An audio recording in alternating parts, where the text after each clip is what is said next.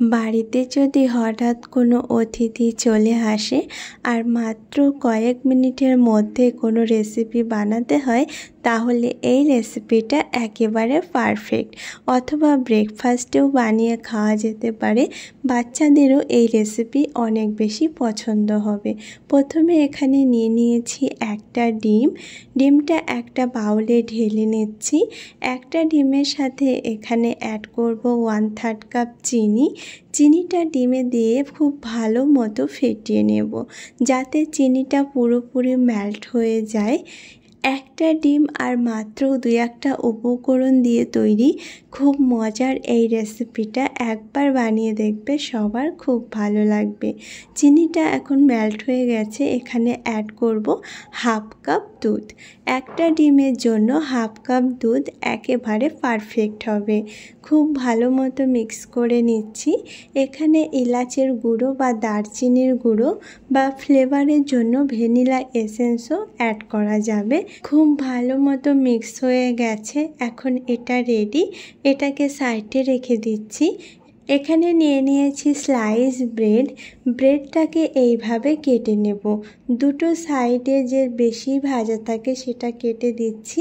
তারপরে এখানে একটা কাট করে দিচ্ছি মাঝখান থেকে এরকমভাবে। এরকম শেপে বানিয়ে নেব আর খুব ভালো মতো ভাজা হবে আর ভিতরে একেবারে কাঁচা থাকবে না। তো এইভাবে সবগুলো ব্রেড কেটে নিচ্ছি। আর তারপরে এখানে একটা প্যানে দিয়ে দিয়েছি 1 চামচ বাটার। বাটার দিয়ে এগুলোকে ভেজে নিতে হবে।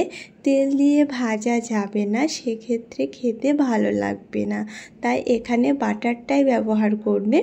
এখানে ব্রেডগুলো এইভাবে ভেজে নেব। একটা ব্রেডের উপরে আর একটা ব্রেড রেখে দেবো। একটা ব্রেডকে দুটো টুকরো করেছি আর একটার উপরে আর একটা রেখে দিয়েছি। খুব ভালো মতো ব্যাটারে ডিপ করে নিয়েছি আর এখন এগুলোকে প্যানে ভেজে নেব। ফ্লেমটা একেবারে লো রেখে দেব। লো ফ্লেমে এগুলো ভেজে নিতে হবে, তাহলে অনেক সুন্দর হবে আর তার সাথে সাথে কালারটাও খুব সুন্দর আসবে। হাই ফ্লেমে ভাজা একেবারেই যাবে না, লো ফ্লেমে ভেজে নিতে হবে। উল্টে পাল্টে ভেজে নিতে হবে, যাতে সব দিক থেকে খুব সুন্দরভাবে ভাজা হয়ে যায় আর দেখতেও খুব সুন্দর লাগে। এভাবে একটা সাইড ভাজা হয়ে গেলে উল্টে দিচ্ছি, অপর সাইডটাকেও তার সাথে সাথে এর যে পাশের দিকগুলো আছে সেগুলো ভেজে নেব। আরও 1/2 চামচ এখানে বাটার ব্যবহার করেছি আর এইভাবে ফ্লেমটাকে লো রেখে ভেজে নিচ্ছি। যখন এর দুটো সাইড ভাজা হয়ে যাবে তখন এর পাশের সাইডগুলোকেও ভেজে নিতে হবে এইভাবে, যাতে কোনো দিকেই কাঁচা না থাকে। যেহেতু এখানে ডিমের ফ্লেভার আছে তাই একেবারে কাঁচা রাখা যাবে না। এইভাবে পুরো চারিদিকটাই এইভাবে ঘুরিয়ে ঘুরিয়ে ভেজে নিতে হবে। দেখতে পাচ্ছ দেখতে কতটা সুন্দর লাগছে আর গরম গরম খেতে তো এগুলো দারুণ লাগে। এখন এগুলো হয়ে গেছে।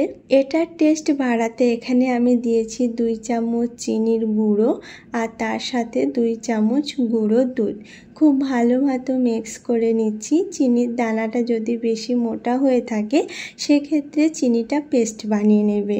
আর ভেজে রাখা এখন এই ব্রেডগুলো এইভাবে এটার মধ্যে কোট করে নিচ্ছি, খুব ভালো মতো লাগিয়ে নিচ্ছি আর এগুলো এখন রেডি। সত্যি বলতে আমি নিজেই 2-3টে খেয়ে ফেলেছি, খেতে এতটাই মজার হয়েছিল। একবার ট্রাই করো, আশা করছি সবার খুব ভালো লাগবে। গরম গরম খেতে অনেক বেশি মজার লাগে, তাই চেষ্টা করবে বানিয়ে সাথে সাথে খাওয়ার। আর ঠান্ডা হয়ে গেলেও অতটা খারাপ লাগে না। আজকের রেসিপি ভালো লেগে থাকলে অবশ্যই ট্রাই করো আর আমার চ্যানেলকে সাবস্ক্রাইব করো।